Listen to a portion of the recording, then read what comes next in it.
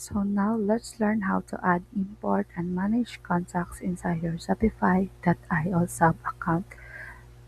First, let's go to contacts from the left sidebar. So here is the contacts available. So to add manually, you click add account, you fill in the name, the last name, the email, and the phone, and after that you will click this save. But since we have example here, we have already saved this recently. And then to import in bulk, let's click import. We have to check this and click next. Upload the CSV file and click next.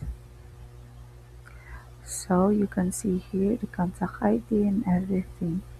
So for that, let's click the don't import data from two unmapped columns.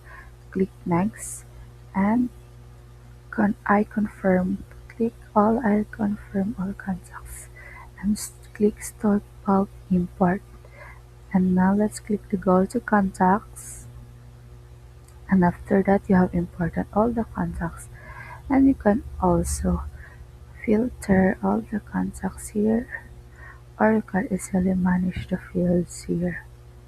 So that is how you add, import, and manage your contacts.